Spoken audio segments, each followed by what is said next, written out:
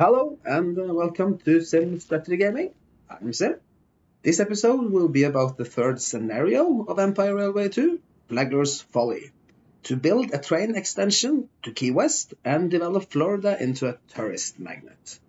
On this small map, it is possible actually to connect pretty much all of the cities except for Charleston here.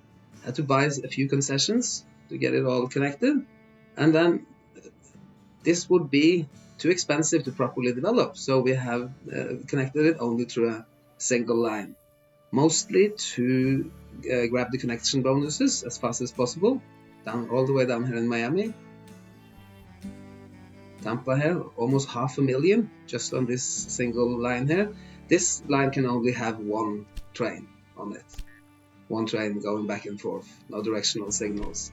But on this single line here, it's a complete circle, and then we can have it in moving in one direction, and then all the trains going around like this, collecting all the connection bonuses, and also start bringing in money for us. And then we can build another lane the other way around later, and also expand upon this, so then we can have more trains.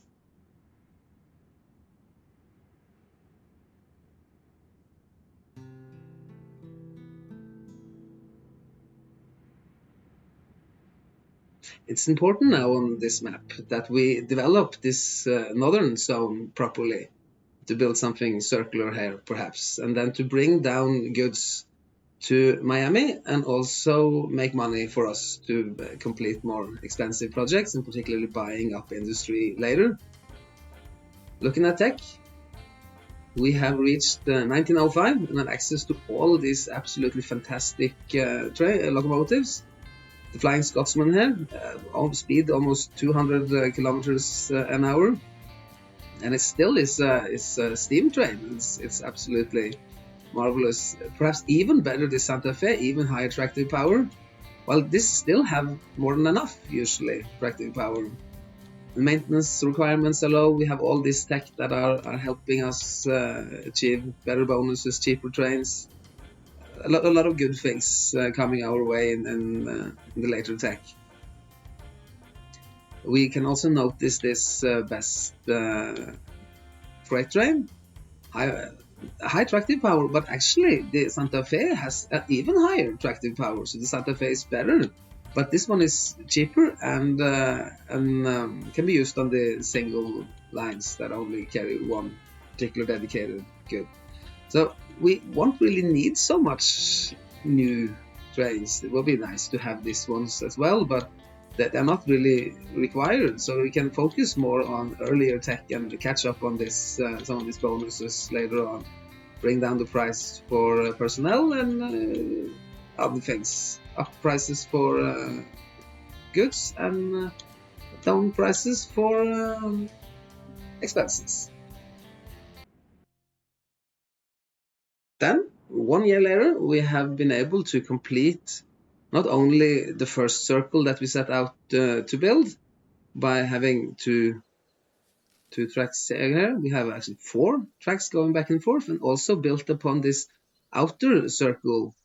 A circle now going from Charleston like this. It's still a circle even though it's connected in this way, going back and forth all the way, following the inner circle, the outside, through here and down to Tampa and further on to Miami, where it sort of completes the circle and also going back and forth here. So now we have properly connected Miami and also been able to complete a lot of extra here. We have good revenues now coming in, and we'll be able to focus more on our mission objectives. And then now looking at the mission objectives, we can see that it wasn't so much of a problem growing Jacksonville and the North Florida region, but to properly grow Miami in only 18 months, we really need to focus on this. So to build proper lines as soon as possible, first priority to build a proper line from Jacksonville, Tampa, Miami down here to start bringing goods from this circular thing up here to a warehouse, of course. It's important then to buy this meat industry, to create this meat industry. There would be a brewery here in the beginning, and Miami doesn't need beer to grow with. It is a settlement in the beginning, and it needs only wheat, lumber, and meat. And then the wheat and the lumber is not so much of a problem. We can just build this line here going up to Tallahassee. One could have further on built the line to Pensacola and then got meat from here, or perhaps from Montgomery.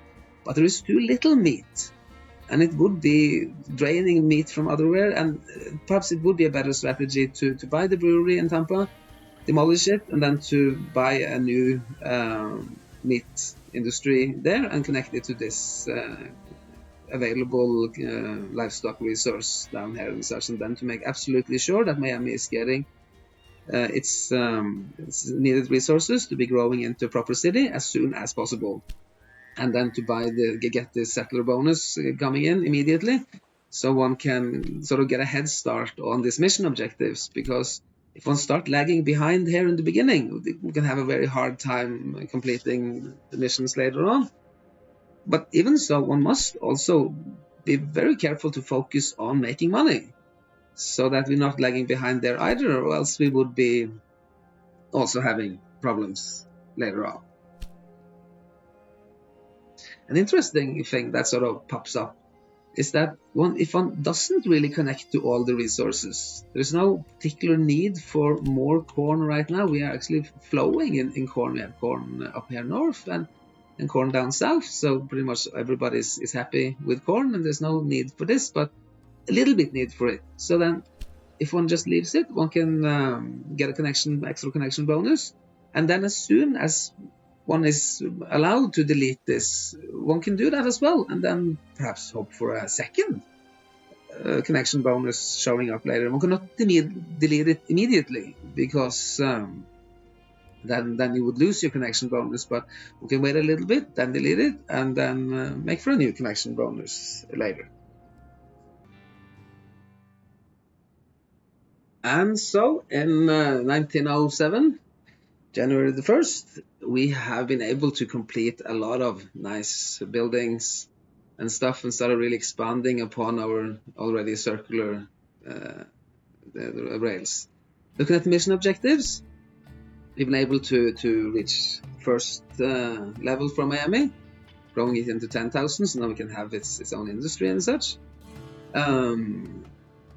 Achieve the express status. We go and delivered the passengers to Key West. It wasn't so hard. You could make that in a couple of lines and such. Now to further grow Miami and such, we need to build even more lines, and we need to get it up and running, and to watch for this immigration office. As soon as we are allowed to build it at 30,000 inhabitants, we should build it. And then to do that with all cities, to have a look at the here, so, and then see if one are allowed to build this as soon as possible. One should build the immigration offices. Library perhaps not so important. Library is more for if it's growing slow, then one might need a library, or if it's shrinking, one can use a library to avoid shrinking. It will sort of increase the fulfillment. But immigration office, things are working okay. Immigration office might be actually a better choice. Then, of course, to have the university as soon as they need it. This will not grow any further until it has a university. I will add upon this later, and Pensacola as well. Very important to get that. But also notice that as soon as you build the university, it will have no bonuses anymore. It will just be allowed to grow bigger if you can manage it to grow bigger. And then to make it grow bigger, one needs lots of trains coming in. Circular trains and also going back and forth, liner and crossing trains, and all kind of trains coming in. That's the most important. This express line here, going from Montgomery, sort of built that inside of the cross. First build the cross, and then further on build this long express line going down here, then sort of splitting here. There are 4 lanes there, and then 2 lanes going straight direct, and then 2 lanes going through this, 1 lane going through this extra resource all the way down to Miami. And then further on, then I made that this is sort of a neat little trick that you can now. These are the this is a circle around the outer rim circle like this, and now I expanded it into a 4 lane. So further on up here, there are 4 going here and 4 going there, and then joining here, and then becoming an 8 lane going up and down. And then in order to have this, one needs to have this enormously long 8 grid going like this, up and down. And this is not so bad when it is at the end station. If it had been in between and going on further here, this would create an enormous mess, as trains would have to crisscross over this. Now most of the trains just come in from the middle and go out in the middle and doesn't crisscross so much. But still, it isn't super good to have this long. But it's the only way to have it placed in this direction and still be a circle if there are 4 lanes. But there is a little trick. Here there is only 2 on each side and then a 4 in the middle. Because I take the 2 here and I join them, and then we go down to Key West. And here there is another 4, so then 4 plus 4 sort of, equals 8. One can try this out, but it's a little neat trick. And then there will only be the passenger lines here, the express lines, and then there will be the mixed lines in the middle like this. So, sort of a neat trick. And then point out, we are going to bring down a lot of goods to Miami. And I'll try not to build too many super dedicated lines and try to have this more natural system so that it will be more profitable. Not to have too many freight lines, have mixed lines that you make sure are filled up not only with the goods but also with extra passengers. But then one must be certain that there is enough goods and that goods are still coming in. So looking at fruit now, there is obviously too little fruit. Making this crossing zone, the fruit here, it comes out in this star-shaped manner to all the members inside the circle, but never sort of jumps onto the circle. It stays inside, except for here, where there are more stations. There are 2 stations there, and then this station is the one that also connects this cross to the line going down to Miami. So Miami is also in some way part of this star-shaped structure, as it sort of has a tentacle here that goes out of it and reaches down here and such. But still, looking at it, we have too little fruit. Anyways, or perhaps not at this particular moment, but very soon it will be too little fruit. We can see these cities growing and demand becoming greater. So then we sort of have to make sure that Charleston wasn't getting any.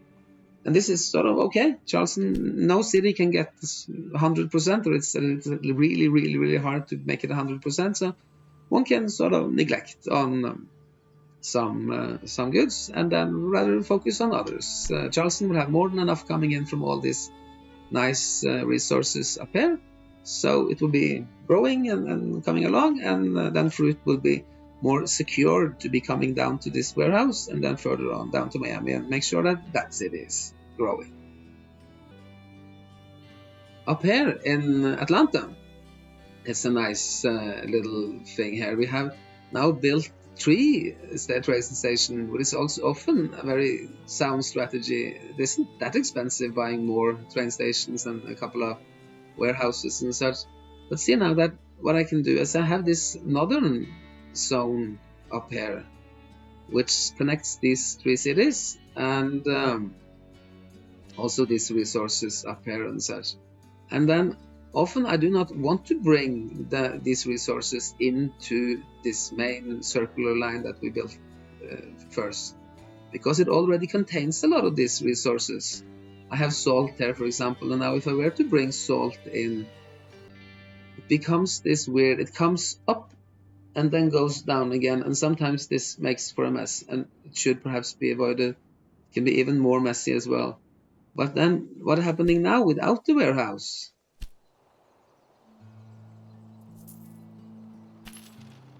Then this salt and all the other goods up here, they sort of just jump into the circle and then being distributed inside.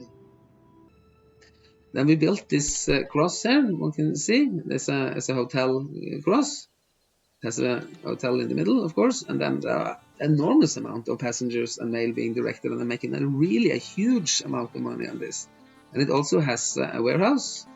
No room for a maintenance depot then. It's a little bit sad about that, but then still lots of other maintenance depots. And then now all this coming in from the north and around, say with the corn resources, keeping the corn local. This corn only supplies these two. This corn down here, only the two of these, Tampa and Miami. Well, this corn is now being distributed through the warehouse and up into the northern path here, the northern line, like this. You can watch for others see. The lumber now sort of jumping into the cross and then being distributed from inside the cross here.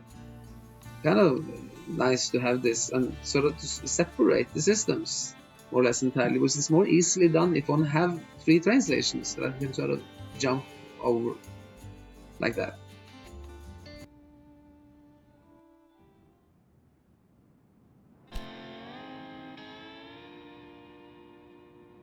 And so then we made it. Not too bad of a score. It could have been even better, but it's okay. So spending 3.5 years, all right. But we made a good money, and let's see how we did this. So in the end, looking at our mission objectives first, been able to complete them all, including the optional tasks. Not so difficult actually completing the optional tasks. We are growing very well, and to bring down to grow Miami even further and into a university city and such, all one needs to do really is to fill it up to the max, and then to have 3 train stations like this, all with 8 coming in. There were 2 sort of northern express things coming up here. Not expresses, all of them, but straight lines. And then this is the circle, one can say. Oh, and now this must one be careful about this, not to put them in the same lanes, and to go in here and then to make sure that we use the correct waypoints here to change these tracks. Not exactly like that, but one has to figure this out, and to put them into separate places. Might make another video of that later. But bring them all down to Miami like this. This long line coming down here, up here to Charleston, and also one to Augusta, and then one to Tallahassee, and also one to Montgomery. It's connected to all different sort of places. The other mission objectives had to build some industries, the dairy products in Jacksonville. Jacksonville is sort of far from any milk resource, so we had to build a sort of dedicated line up here through this clay resource, and up all the way north to bring down milk more or less direct. But then also further on down to Miami, or now called Lieutenant Steam, well, previously known as Miami, and to make for this, and also make for iron industry to feed these tools. We have iron all the way up here north, and then I made for steel mill in Augusta, and further on down to Jacksonville, and then it sort of fell natural. I had to of course bring in coal as well up here, but then it sort of went through the clay resource here, and then we built a ceramics factory as well. I must admit, I sort of forgot to buy this coal resource, and then I had to buy it, and then it cost me over 10 millions. So good advice here would be to remember, before you start up the industry, not necessarily before you connect to them, but before you start the industry, buy these necessary industrial natural resources. They will be super cheap before they're in demand, but later on, when demand is rising, they will become very, very expensive. Key West, connected like this, wasn't so very expensive building this bridge trains just straight through. Could have built it around here, that would be cheaper, but with all the money coming in from this circular paths, you can see 2.5 million a week profits, really nice. So then bridges and such aren't that much of a problem. Also build a very nice bridge over here, more or less bridge-like, not caring so much about the money and such. Industry is so much more expensive. Anyways, one thing to point out there is that now I made a lot of good kind of express lines in between. They're carrying both passengers and goods, these lines going back and forth. And that makes it so that these lines around here, they are carrying less and less passengers.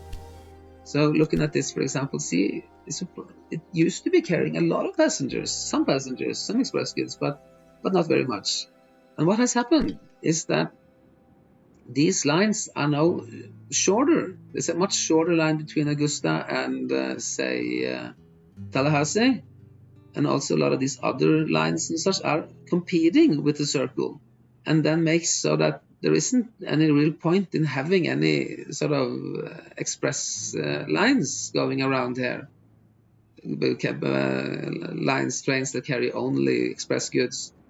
Because most of the passengers, most of the express goods will go through inside of the circle, shorter routes. And then as soon as one route is less than 20%, 25% the distance of another, then the longer route will never be used. So then one must make sure to pay heed to this. And this isn't so much of a problem because we are now having so much traffic anyways that most of the trains are full or going to be full. But around here, this will now transport most only freight goods. I guess that pretty much sums it up. One can leave some comments if there are things that one might wonder about, and then feel free to like and subscribe, and then I hope to see you later.